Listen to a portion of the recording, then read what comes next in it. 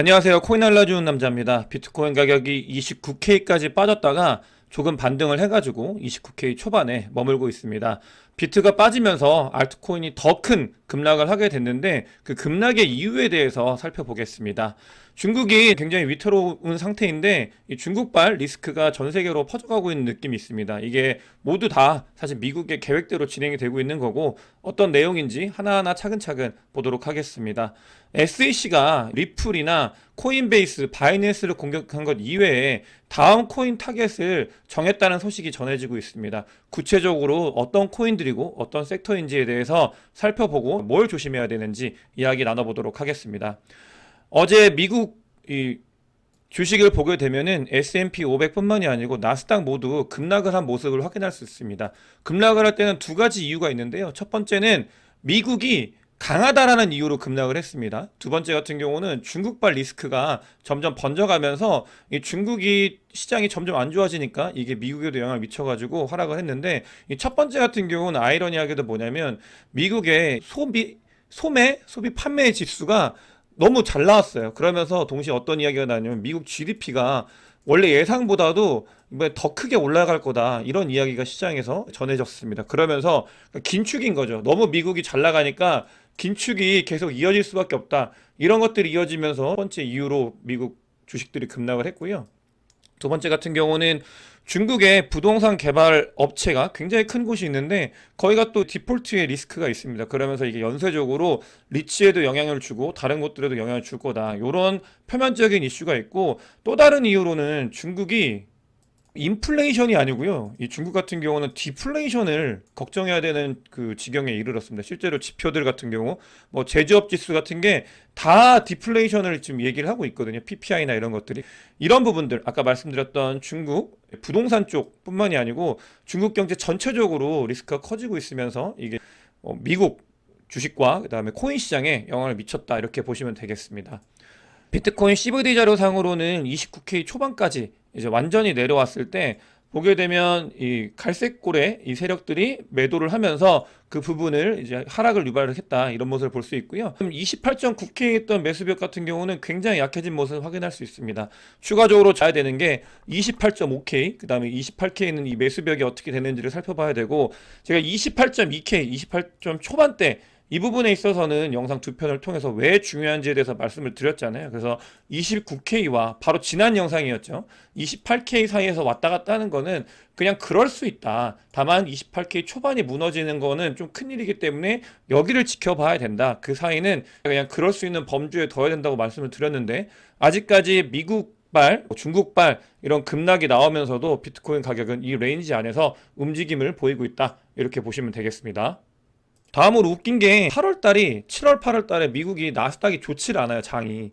7월 8월 달에 엄청나게 달렸던 미국 주식들이 7, 8월 달에 좋지 않은 모습을 보이고 있는데 이거 같은 경우는 예상한 그림 그대로 가고 있거든요. 7, 8월 달에 좋지 않고 사실은 여기서 저는 더 한 가지 나아가가지고 미국의 주식이 좋지 않게 멈추면은 그 번 돈으로 이제 코인 시장으로 올 거다라고 예상을 했는데 이게 지금 막혀 있죠. 계속 그 미국 정부나 SEC에서 계속 단속을 하면서 이 부분이 돈이 들어오는 걸 원천적으로 차단을 하고 있다. 이런 부분을 말씀을 드렸었는데 실제로 그렇게 하면서 코인 쪽도 그냥 지지부진한 상태죠. 나스닥 같은 경우는 좋지 않은데 코인 쪽은 지지부진한 상태. 이러면서 오히려 어떤 일이 생겼냐면은 비트코인은 1% 정도 그 전보다 올랐는데 S&P 500 같은 경우는 3.3% 하락을 했다고 해요. 디커플링인데 이것 때문에 뭐 비트코인이 올라갈 거다 이런 거보다는 그냥 7, 8월 달은 미국 주식도 좋지 않고 그다음에 비트코인도 계속 횡보하고 있다 이런 걸 봐주시면 좋을 것 같고 한 가지 더 살펴봐야 되는 게 그러니까 나스닥이 좋을 때는 뭐였냐면 지금 연초도 디커플링이 많이 일어났었는데 나스닥과 비트코인 가격이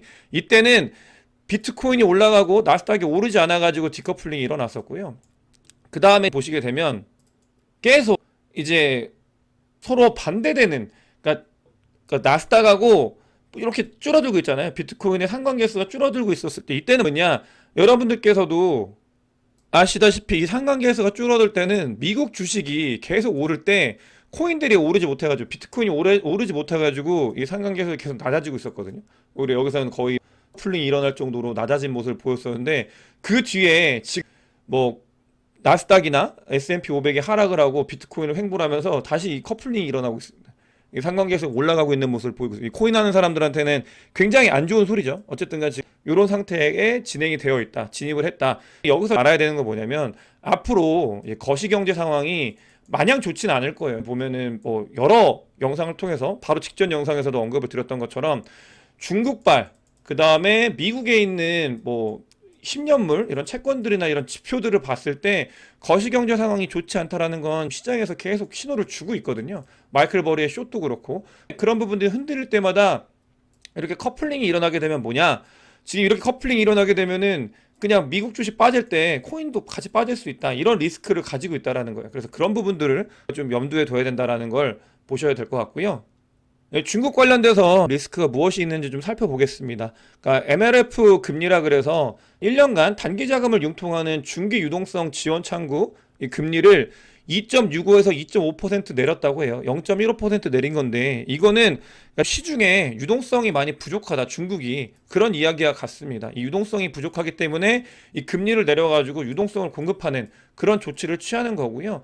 이 부분 같은 경우는 부동산과 굉장히 연관이 되어 있어요. 부동산이 채권, 그러니까 부동산 회사들이 채권들이 만기가 돌아오는데 이거를 보통 안 갚고 뭘 하냐면은 롤오버리라고 해서 채권을 그대로 가져가게 돼요. 이렇게 채권을 그대로 가져가서 이자만 내는데 이게 부동산 개발 이 회사가 무너지면서 리츠들이 위험하고 그러면서 신탁 같은 경우는 그러니까 이 회사의 권리가 아니라 그러니까 신탁을 맡긴 사람들이 돈 내놔라 하면은 이거를 롤오버를 못 한다고 해요. 그러면서 이걸 못 갚게 되는 디폴트가 일어나고 이게 중국 시장에 전체적으로 영향을 뻗치는 이런 일들이 일어날 수 있는데 이게 진행이 되어 가고 있다.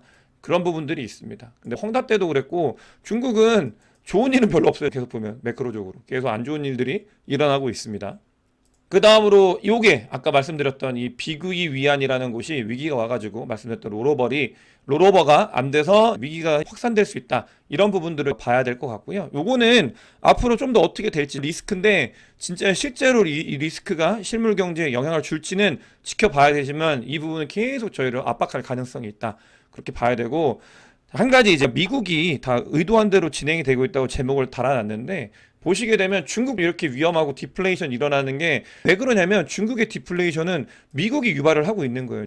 그러니까 중국에 투자를 안 해요, 사람들이. 미국이 때문에 막 여러 가지 정책적으로도 그렇고 이번에 2차 전지 오르고 막 하는 것들 있잖아요. 조선주 올라가고 하는 게 다 미국의 정책 때문에 그런 거거든요. 근데 그러면서 무슨 일이 일어났냐면 미국에서 이런 일을 하니까 중국에 투자를 안 해가지고 외국인 직접 투자가 미국이 제일 많습니다. 어마어마한 돈이 다 미국으로 가고 있어요. 그러다 보니까 중국이 디플레이션이고 막 시장이 안 좋아지고 이렇고 부동산 경기도 안 좋고 하는데 보시게 되면은 리세션이 온다, 경기 침체가 온다고 예상하는 그 은행들을 봤을 때 다 유럽 은행이고요.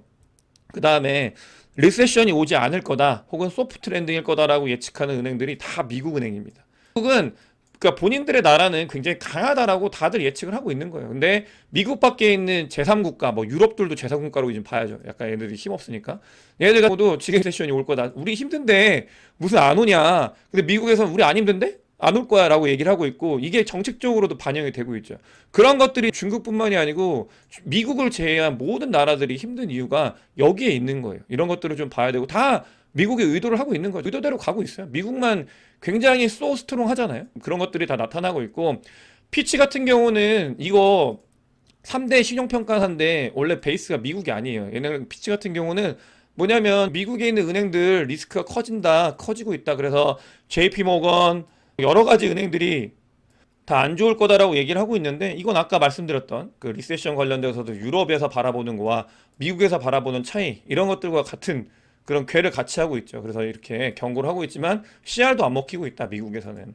그러면서 마지막 정리를 하면은 캐시우드는 이런 이야기를 합니다. 그러니까 사실 미국이 다 의도한 대로 하고 있는 거다라고 이야기를 하면서 뭐냐면 미국은 자기들이 인플레이션을 억제하기 위해서 너무나 빠르게 금리를 인상을 했고 이런 것들이 결과적으로 의도한 건데 중국의 디플레이션을 유발을 하고 있다. 중국의 디플레이션을 유발을 했고 디플레이션은 인플레이션보다 더 리스크가 커요. 왜냐면 그냥 가만히 있어도 자본이나 자산이 계속 빠진다는 얘기거든요. 쉽게 얘기하면.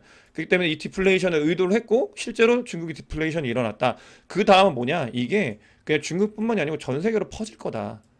미국을 제외한 모든 나라에 다 퍼질 거다. 이런 이야기를 캐시우드도 하고 있습니다. 캐시우드는 이 부분에 있어서 굉장히 오랫동안 주장을 했고요. 저는 굉장히 동의를 해요. 이 부분은. 캐시우드는 오히려 인플레이션이 아니라 디플레이션을 걱정을 해야 된다라는 이야기를 되게 오랫동안 했었고, 그러면서 금리 인상이 결국 중국을 건드릴 거다. 그런 것들이 실제화되고 있습니다. 그런 부분들을 좀 봐야 될 것 같고요. 결론은 모든 게 다 미국의 의도대로 진행이 되고 있다. 그런 것들을 봐야 되고, 미국 같은 경우는 유가가 다시 올라가잖아요. 이 부분과 관련돼서도 또 본인들의 의도대로 무언가를 할 예정에 있을 것 같습니다. 다 미국은 강하다 이런 것들을 볼 수 있고요. 실제로 JP 모건에서 그러니까 리세션이 올해는 없을 거다 기대하지 않는다라고 이야기를 한 다음에 그 뒤로 무슨 일이 있었냐면 열흘 동안 주가가 계속 빠졌다. 리세션이 없을 거다로 얘기를 하면서 주가가 계속 빠졌고 850조 원이 날라갔다 시장에서 이런 이야기를 해서 이게 과연 우연일까? 뭐 이렇게 이야기를 하고 있습니다. 사실 많은 사람들이 같은 생각을 하고 있죠. 저도 그래서 중국 그다음에 전 세계가 박살나는 건 다 미국의 의도로 하고 있다. 이런 것들을 오늘 좀 강하게 말씀을 드리는 거고요.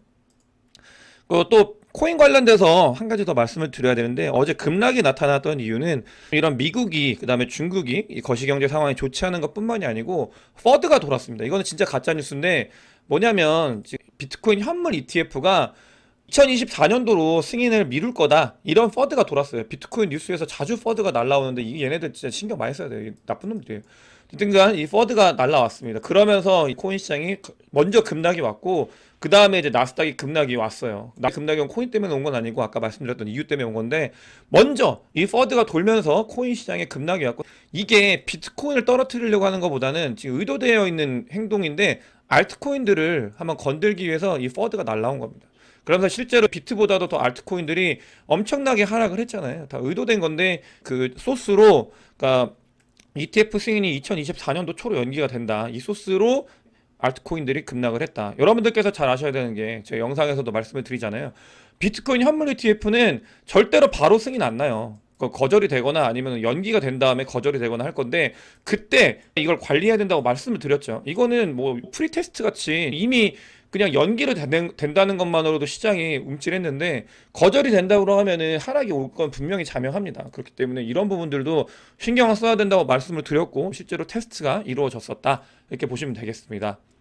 그러면서 그럼에도 좀 기대를 해봐야 되는 건 이 OI가 늘어나는 거는 사실은 이제 뚝배기가 깨지는 그런 일들이 일어나는 그 전초라고 보시면 되는데 원래는 이렇게 한번 OI가 깨지고 나면은 바로 회복을 못 하는데 지금은 또 바로 회복을 했어요. 이 말은 뭐냐면 그러니까 롱에 베팅을 하려고 하는 사람들이 아직도 많이 있다. 이런 것과 같습니다. 그 뷰가 아직도 완전히 무너지지 않았다는 것 같고 물론 저도 한 번 정도는 더 반등을 할 거다라고 계속 이야기를 하고 있잖아요. 이 뷰는 아직도 변함이 없습니다. 저 같은 경우도. 그래서 시장에서도 그렇게 보고 있고요. 다만 알트코인 관련돼서 제가 지지난 영상에서 말씀을 드렸어요. 이렇게 장이 하락 횡보하고 있을 때 하락 횡보 장일 때 알트코인의 이 볼륨 도미넌스가 올라가는 건 제가 그때 뭐라고 정확하게 말씀드렸죠. 뚝배기가 깨질 수 있는 확률이 올라가는 거다. 뚝배기 한번 터질 거다. 조심해야 된다라고 말씀을 드렸는데 실제로 알트코인이 이렇게 볼륨이 올라갔을 때 뚝배기를 맞았습니다. 볼륨량 알트코인의 볼륨량이 늘어나는 거는 언제나 조심을 해야 돼요. 이렇게 하락 횡보장일 때 상승장일 때는 안 그래요. 상승장일 때는 다르게 봐야 되지만 하락 횡보장일 때는 현재 상황에서는 계속 횡보를 했잖아요. 이럴 때 알트코인의 이 볼륨량이 늘어나는 건 조심해야 된다. 이런 말씀을 드리고요. 게리 겐슬러가 자기 임기까지는 가만히 있지 않을 거예요. 이거는 뭐 어쩔 수 없어요. 미국 의회가 압박을 두고 있기 때문에 말씀드렸죠. 겐슬러가 미국 의회 압박 두고 나서 말이 없어질 거다. 굉장히 많이 줄었어요. 말수가 줄었어요. 엄청나게 줄었어요. 근데 그럼에도 불구하고 자기 의견을 얘기를 할 건데 이런 이야기가 있습니다. SEC 게리 겐슬러 같은 경우는 AI는 인류를 혁신시키는 대혁명 같은 일이다라고 이야기를 해요. 그런 뷰를 가지고 있는데 하지만 크립토 AI는 그렇지 않다. 크립토 AI는 뭔가 문제를 일으킬 수 있는 가능성이 있는 것들이라고 보는 것 같아요. 그래서 크립토 이 AI 쪽 관련되어 있는 코인들을 조심해야 된다라고 기사가 났습니다. 이 부분은 연관이 있는 것 같아요. 괜찮은 것 같아요. 그렇기 때문에 여러분들께서도 이 크립토 AI 관련돼서는 좀 조심을 하셔야 된다. 이런 말씀을 드리고 싶고 실제로 다음 타깃이 될 가능성이 있다. 크립토 AI에 투자하는 거에 있어서는 좀 더 신중한 모습을 저희가 가져야 된다라는 걸 이 기사를 보면서 저도 굉장히 공감을 했습니다. 여러분들께서도 이걸 좀 보시면서 좀 조심하셨으면 좋겠습니다. 그럼에도 불구하고 모든 장이 좋지 않음에도 불구하고 이 인프라를 설계하고 무언가를 빌딩하는 사람들은 유럽의 암스테르담의 비트코인 현물 ETF가 처음으로 유럽에서 승인이 됐다고 합니다. 유럽은 미국보다 빨라요 일단. 왜냐면 메인이 아니기 때문에 자유도가 좀 있습니다. 미카 같은 경우도 다른 곳들보다 빠르게 진행이 됐고 비트코인 현물 ETF도 빠르게 승인이 돼서 암스터르담에서 현물 ETF가 진행이 된다고 합니다. 그러니까 뭐 좋은 소식이죠. 큰 영향을 미치진 못하지만 좋은 소식이면은 분명히 틀림이 없습니다.